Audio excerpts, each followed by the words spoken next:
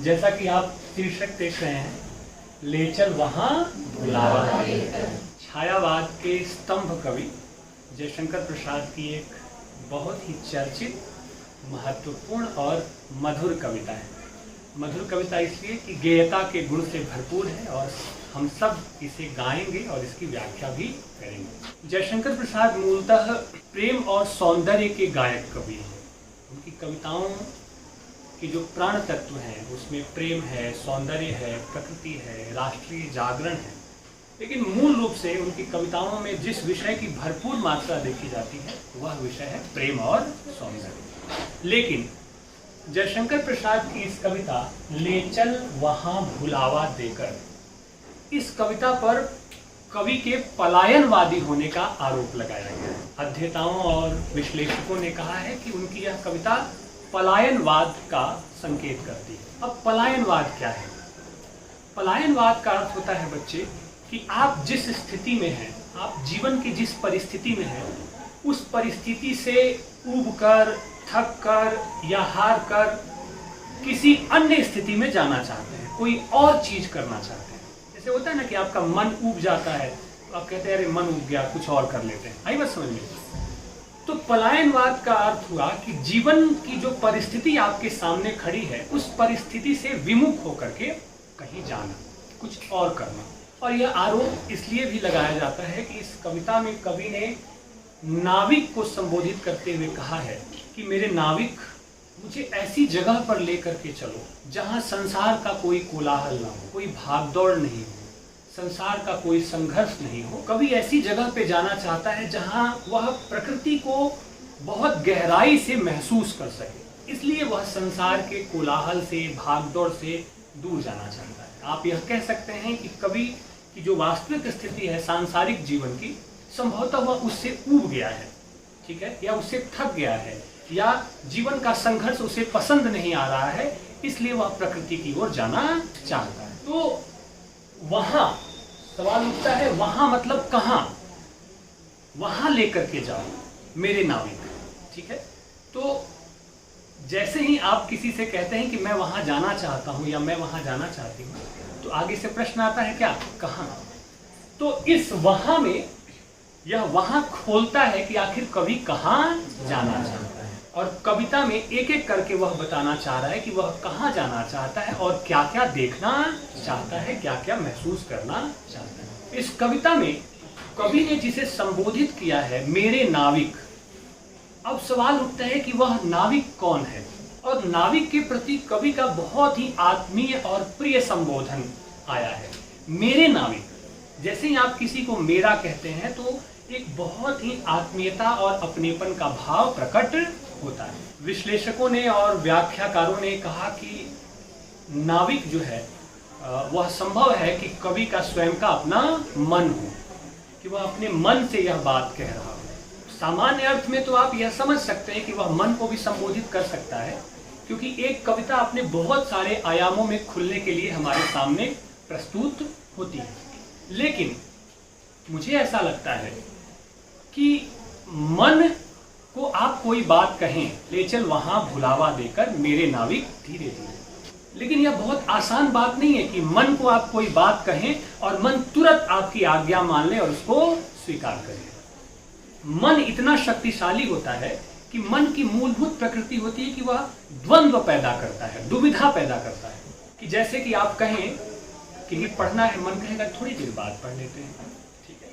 आप कहेंगे कि मुझे अब इसकी तरफ बिल्कुल नहीं देखना है, मन बार बार बेचैनी पैदा करेगा कि जरा देख लेते हैं कि क्या है। आई बात समझ में?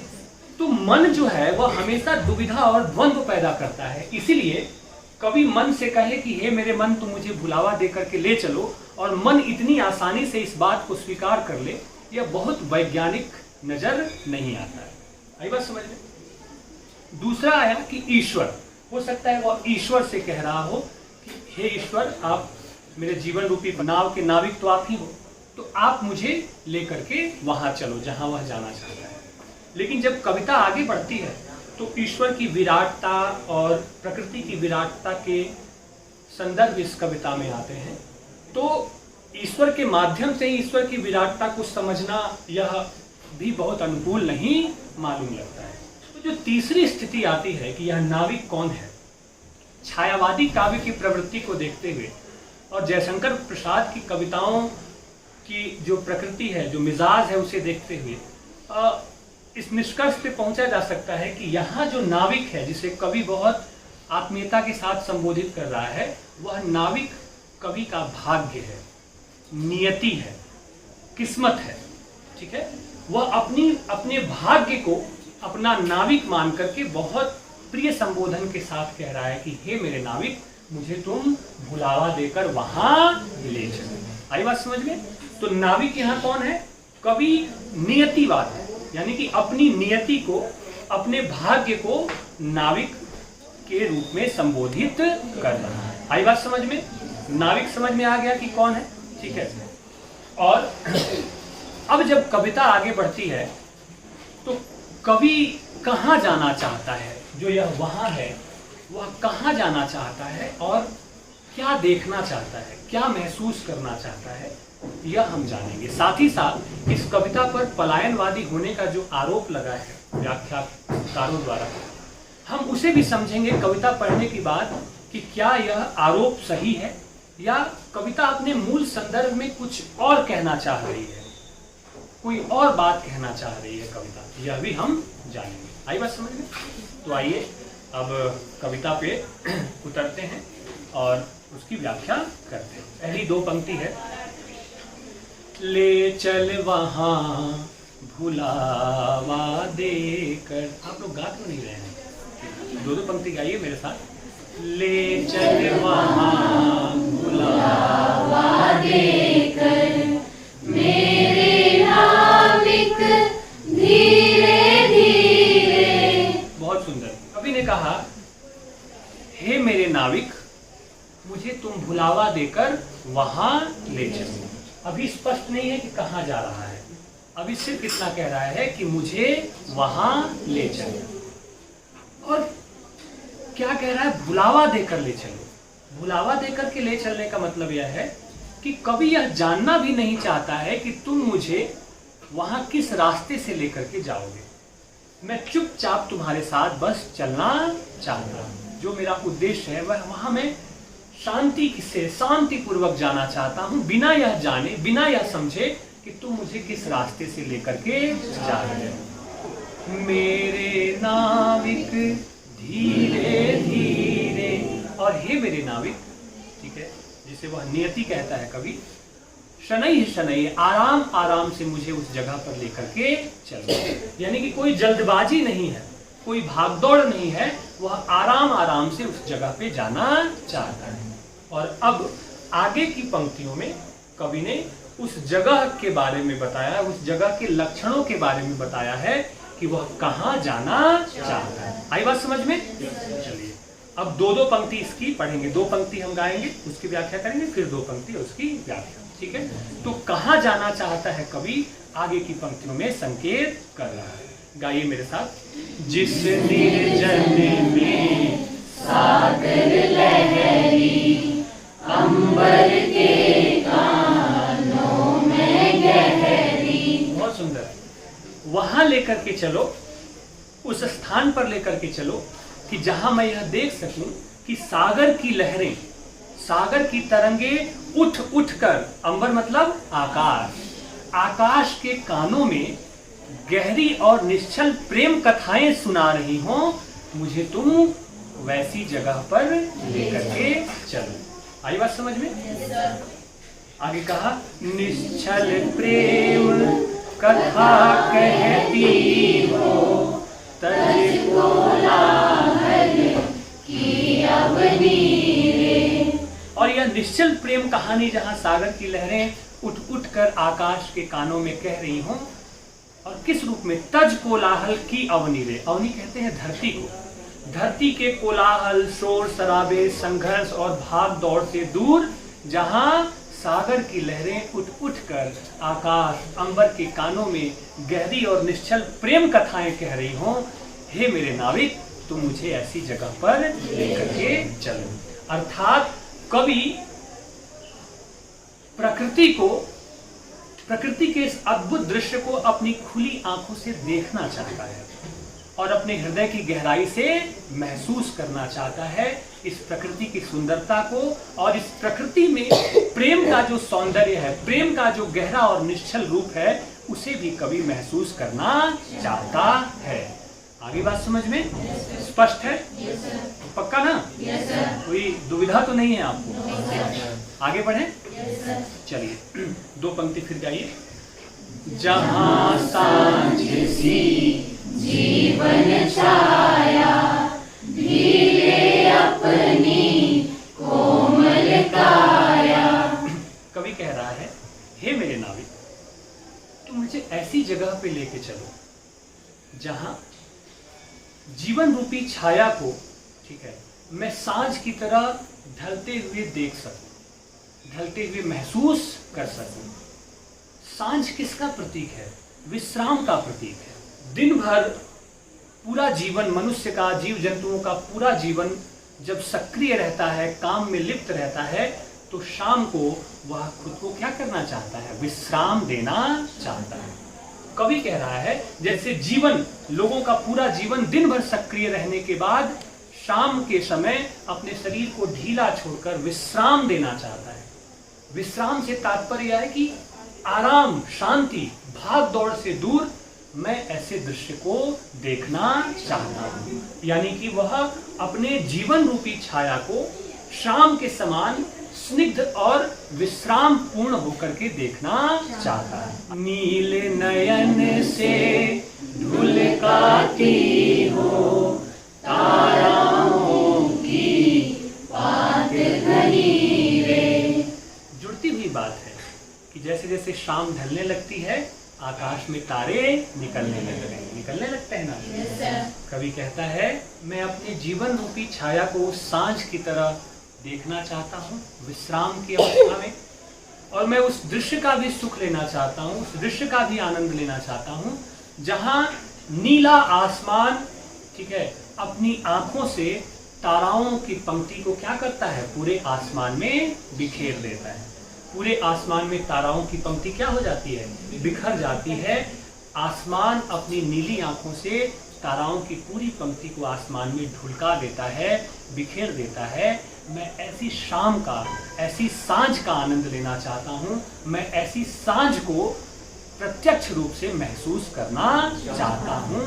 यानी कि कवि गहराई से प्रकृति का जो अनुभूति जन्य स्वरूप है, उस अनुभूति जन्य स्वरूप में खो जाना चाहता है, अपने आप को, अपने मन को विश्राम देना चाहता है।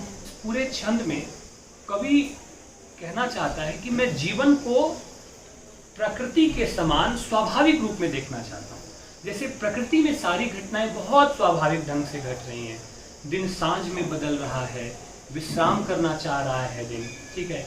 आकाश अपनी आंखों से तारों की पंक्ति को ढुलका रहा है। बहुत सहज प्रक्रिया में सारी चीजें जैसे घटित हो रही हैं। कवि प्रकृति की उस सहज प्रक्रिया को देखकर यह समझना चाहता है कि जीवन को भी वह सहज प्रक्रिया में जी सके और सहज प्रक्रिया में ढाल सके। सांसारिकता और भाग दौड़ से मनुष्य का जीवन कितना नकली, अस्वाभाविक हो चुका है, कवि उससे उसी की तरफ संकेत करना चाहता है। आई बात समझ में? चलिए आगे बढ़े। जिस गंभीर मधुर छाया में विश्व चित्रपट चल माया में। कवि यहाँ कहना चाहता है कि यह सृष्टि, यह संसार बहुत विराट है, बहुत गंभीर है और बहुत माधुर्य से भरा हुआ है।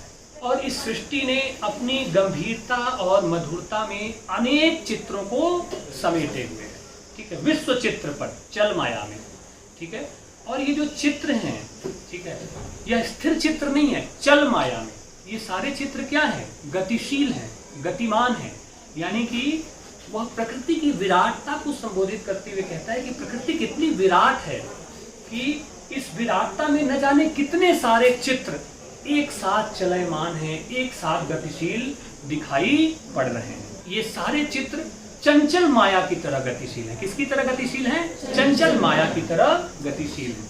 कवि यह कहना चाहता है कि मैं सृष्टि के इन चित्रों के बीच जो चंचल हैं, गतिशील हैं, विराट हैं, इन चित्रों के बीच प्रकृति की विराटता को देखना चाहता हूं और प्रकृति की विराटता को स्वयं अनुभव करना चाहता हूं। जैसे विभुता विभूषी पड़े दिखाई, दुख सुख वाली सत्य बनी रे। कवि ठीक इसे वैसे देखना चाहता है जैसे विराट को देखकर विराटता का अनुभव करना चाहता है। आप महाभारत का प्रसंग याद करिए, जब अर्जुन को दुविधा हुई कि ये मेरे गुरु हैं, मैं कैसे इन पे बाण चलाऊं, ये मेरे सभी सगे बंधु बांधव हैं, तो कृष्ण ने क्या किया था? विराट का दर्शन कराया था ना। और इस विराट के दर्शन यानी कि पूरे प्रकृति ब्रह्मांड का जो रहस्य है, ठीक है, और उस विराट के दर्शन करने के बाद अर्जुन का भ्रम क्या हो गया था? दूर हो गया था और वह युद्ध करने लगे। कवि इस प्रकृति की जो विराटता है, तमाम सारे जो इसके रूप रंग हैं जो गतिशील हैं, उस विराटता को वह प्रत्यक्ष रूप में उसका दर्शन करना चाहता है। जबकि इस विराटता को, ईश्वर की जो विराटता है, उसको अनुभव करने के बहुत सारे अप्रत्यक्ष रूप भी हैं। हम कल्पना में भी ईश्वर को अनुभव कर सकते हैं, मान सकते हैं ईश्वर की परिकल्पना ऐसी होगी, लेकिन सामने से साकार होकर किसी वस्तु को देखना, उसकी विराटता का अनुभव करना और कल्पना में देखना, दोनों अलग बातें हो जाती हैं। कवि प्रत्यक्ष रूप में प्रकृति के इस विराट स्वरूप का दर्शन करना चाहता है और कवि यह जानना चाहता है कि यह जो विराट जो ईश्वर है, क्या यह सुख और दुख से बना है। यहां देखें, विभुता विभूषी पड़े दिखाई, दुख सुख वाली सत्य बनी है। विभु कहते हैं ईश्वर को, ठीक है, और विभुता होगा ईश्वरीय, जो ईश्वरीय गुण है। तो कवि के मन में यह प्रश्न आता है कि क्या यह जो ईश्वर है, यह जो विराट है, ठीक है, क्या यह दुख और सुख से बना है? क्या यह भी दुख और सुख का अनुभव करता है? ठीक है, क्या ईश्वर परमात्मा भी दुख और सुख का अनुभव करते होंगे? और पुनः वह उत्तर देता है कि यह जो विराट है, यह जो ईश्वर है, वह दुख और सुख से परे है, ठीक है, वह दुख और सुख के सापेक्ष नहीं है, उसका मूल स्वभाव जो है वह आनंद है। प्रकृति का मूल स्वभाव क्या है? आनंद है। प्रकृति कभी उदास नहीं होती। इस पूरी प्रकृति में एक ही साथ सृजन भी चल रहा है और विध्वंस भी हो रहा है। कुछ चीजें बन रही हैं और कुछ चीजें समाप्त हो रही हैं, लेकिन इसके बावजूद भी प्रकृति को कभी आप निराश नहीं देख सकते। प्रकृति का मूल गुण क्या होता है? आनंद होता है, जो कि आनंद सुख और दुख से परे की स्थिति है। हरिवंश राय बच्चन की कविता याद कीजिए, जो बीत गई सो बात गई, जीवन में एक सितारा था, मानो वह बेहद प्यारा था, जो टूट गया सो टूट गया। अंबर के आनंद को देखो, कितने इसके तारे टूटे, कितने इसके प्यारे छूटे, पर पूछो उस अंबर से, क्या अंबर शोक मनाता है?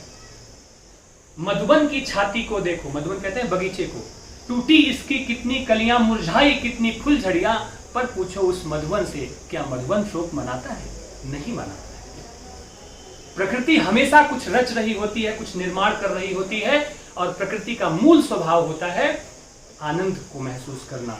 ठीक, प्रकृति को सच्चिदानंद भी कहा गया है, सच्चित और आनंद। ठीक है, तो प्रकृति सुख और दुख से परे है। आई बात समझ में? तो कवि उस विराट का दर्शन करना चाहता है जिसमें सुख भी है और दुख भी है, और इसका अनुभव वह किसकी कसौटी पे करना चाहता है? सत्य की कसौटी पर। दुख सुख वाली सत्य बनी रे। इस विराट में जो कुछ भी है, दुख और सुख, कि कवि यह कहता है कि विराट का मूल स्वभाव आनंद है, लेकिन सत्य की कसौटी पर कवि उस विराट के दर्शन करना चाहता है जिसमें सुख भी है और दुख भी है, लेकिन वह उसकी कसौटी क्या है? उस अनुभव को जानने की कसौटी क्या है? सत्य। आई बात समझ में? आगे बढ़ें। और कविता का अंतिम छंद आप लोग अपने मुक्त कंठों से गाइए। ठीक है, चलिए। श्रम विश्राम जहाँ सृजन करते मेला से, अमर जागरण उषा नयन से बिखराती हो ज्योति घनी रही। कवि कहता है कि हे मेरे नाविक, तुम मुझे ऐसी जगह पे लेके चलो जहाँ श्रम और विश्राम क्षितिज की तरह आपस में एक दूसरे से मिलते हैं। आपने पीछे की पंक्तियों में भी श्रम और विश्राम का जिक्र किया है कवि ने, ठीक है। और पीछे भी उसने कहा है कि वह जैसे अपने जीवन रूपी छाया को सांझ की तरह विश्राम करते हुए देखना चाहता है, या अपनी काया को, अपने शरीर को सांझ की तरह ढीला छोड़ देना चाहता है, ठीक है। यहाँ कहा कि श्रम विश्राम क्षितिज वेला से, वह श्रम और विश्राम को क्षितिज कहते हैं जहाँ ऐसा लगता है कि धरती और आसमान दोनों मिल रहे हैं, ठीक है। लेकिन ऐसा होता नहीं है, लेकिन यह दिखता है कि दूर से जब आप देखेंगे तो ऐसा लगेगा कि आसमान कहीं जाके किसी धरती के किसी कोण पे मिल रहा है। तो वह जो अनुभूति है, वह दृश्य है, उसे हम क्षितिज कहते हैं। कवि ने कहा वह श्रम और विश्राम को क्षितिज के रूप में मिलते हुए देखना चाहता है। और क्या चाहता है? कवि उस रात का दृश्य देखना चाहता है जहां सृष्टि श्रम से थक जाने के बाद विश्राम करना चाहती है। श्रम और विश्राम के मिलन बिंदु की तरह वह रात को एक क्षितिज के रूप में देखना चाहता है, जहां रात ढल रही हो और सुबह उषा का आगमन हो रहा है। वह रात के उस दृश्य को देखना चाह रहा है जहां रात ढल रही है अब, और उषा यानी कि सुबह का आगमन होने वाला है, और उस क्षितिज पर प्रभात दिखाई दे रहा हो, उषा की किरणें दिखाई दे रही हो, ठीक है। और रात के विश्राम के बाद सुबह होते ही जैसे सृष्टि के सारे जीव जंतु क्या हो जाते हैं? सक्रिय हो जाते हैं, अपने अपने कामों में लग जाते हैं ना। रात विश्राम का प्रतीक है, आराम का प्रतीक है, सोने का प्रतीक है, और सुबह कर्म का प्रतीक है कि रात को शरीर को आराम देना, ऊर्जा एकत्रित करना, और फिर दिन भर अपने कर्म में क्या हो जाना? लीन हो जाना। तो दिन का जो समय होता है जिसमें सारे जीव जंतु अपने अपने कार्य व्यापार में लग जाते हैं, तो उस दृश्य को देख करके कवि कहता है कि ऐसा लगता है कि सृजन का मेला लगा हुआ है, यानी कि सभी अपने अपने काम में क्या हो गए हैं? लगे हुए हैं, कुछ न कुछ कर रहे हैं, कुछ न कुछ बना रहे हैं, कुछ न कुछ निर्माण कर रहे हैं। तो रात ढलती हुई रात के बाद उषा का जो आगमन है, उस उषा के आगमन के साथ ही पशु पक्षी जीव जंतु मनुष्य सभी अपने अपने कार्य व्यापार में लग जाते हैं, सभी अपना अपना काम शुरू कर देते हैं, और इस दृश्य को देख करके लगता है कि सृजन का मेला लगा हुआ है, यानी कि निर्माण का मेला लगा हुआ है। पूरा संसार के सारे जीव जंतु जो हैं वह कुछ न कुछ करने में, कुछ न कुछ निर्माण करने में लगे हुए हैं। आगे बात समझ में? कवि उस दृश्य को देखना चाह रहा है जहां अमर जागरण उषा नयन से बिखराती हो ज्योति घनीरे, जहां उषा जो है प्रातः काल की जो बेला है वह अपनी किरणों में, ठीक है, जागरण का, अमर जागरण का संदेश दे रही हो, अमर जागरण का संदेश सबके सामने प्रस्तुत कर रहे हो। कवि उषा की आंखों से बरसती हुई उस ज्योति को देखना चाहता है, जो ज्योति अमर जागरण का संदेश लेकर आ रही है, और कवि कहना चाहता है कि हे मेरे नाविक, तुम मुझे ऐसी जगह पर लेकर के चलो। और अंत में जागरण की बात की, जागने की बात की। जागने से तात्पर्य यह है कि जीवन का जो संतुलन है, ठीक है, जीवन का जो मूल रहस्य है, उसे वह समझ सके, उसे वह जान सके, और जीवन को प्रकृति की तरह वह सहज बना ले। जैसे प्रकृति में सारी घटनाएं सहजता से घटती हैं, ठीक है, और प्रकृति का स्वभाव होता है आनंदित रहना। वह चाहता है कि जीवन को में स्वाभाविक रूप से चीजों को वह घटने दे, भाग दौड़, चिंता, संघर्ष, इन सब चीजों से दूर होकर वह जीवन को एक प्रकृति की तरह स्वाभाविक और मुक्त स्वरूप में या आनंद महसूस करने के लिए मुक्त कर सके। यह जागरण का मतलब है, इसलिए वह जागना चाहता है। आई बात समझ में? पूरी कविता को पढ़ने के बाद यह नहीं लगता है कि यह पलायन का गीत है। यह गीत जीवन को अनासक्त भाव से जीने का गीत है। यह गीत संदेश दे रहा है कि हम जीवन को अनासक्त भाव से होकर के, और वह प्रकृति के समान जीवन को सहज बनाना चाहता है, प्रेमपूर्ण बनाना चाहता है। वह अनावश्यक भाग दौड़, संघर्ष और जीवन में जो शोर शराबा है, कोलाहल है, उससे वह दूर जाना चाहता है। तो यह एक तरह का विश्राम है, यह जीवन के प्रति अनुराग है, जीवन को एक नए दृष्टिकोण में, नए आयाम में ले जाने की कोशिश है। इसलिए यह पलायनवाद का गीत नजर नहीं आता है। और यह भी बताना चाहता है कि जो सांसारिक संघर्ष हैं, भाग दौड़ है, महत्वाकांक्षाएं हैं, उन महत्वाकांक्षाओं ने जीवन को अनावश्यक रूप से बोझिल और उबाऊ बना दिया है। ठीक है, कवि उस बोझ से, उस उबाऊपन से निकलना चाहता है और मूल रूप से वह जीवन के आनंद को प्रकृति के सामीप्य में महसूस करना चाहता है। ठीक, जहाँ तक कविता का शिल्प सौंदर्य है, भाषा सौंदर्य है, तो इस कविता में प्रसाद जी ने संस्कृत में तत्सम शब्दों का खूब प्रयोग किया है। मेरे नाविक कहते हुए संबोधन शैली का भी उन्होंने प्रयोग किया है। और प्रसाद के कविताओं की विशेषता होती है कि वो गीतात्मक होते हैं। उनकी यह कविता गीतात्मक है और गीत गाते हुए, इस कविता का वाचन करते हुए हमारी आंखों के सामने चित्र उपस्थित होते चले जाते हैं। साथ ही साथ सांकेतिकता भी है, प्रतीकात्मकता भी है कि प्रतीक रूप में वह कविता के बहाने से और भी गंभीर और विशेष बातें कहना चाहते हैं या कह रहे हैं। कविता की प्रत्येक पंक्ति में 16-16 मात्राएं हैं और पहली पंक्ति को छोड़ दें, ठीक है, तो प्रत्येक पंक्ति में दीर्घ आलाप है, लहरी, गहरी, देख रहे हैं, वो सब में क्या है, दीर्घ आलाप है। तो कुल मिलाकर आप यह कह सकते हैं कि जयशंकर प्रसाद की यह कविता बहुत ही मधुर और बहुत ही गंभीर कविता है और जिस कविता के माध्यम से हमें प्रसाद का एक नया दृष्टिकोण जो जीवन और प्रकृति को लेकर के संतुलनवादी है, समन्वयवादी है, अनासक्त भाव से जीवन जीने की है, उसकी तरफ संकेत करता है। आगे बात समझ में? कोई प्रश्न आपके मन में? सब स्पष्ट हो गया? समझ में आ गया?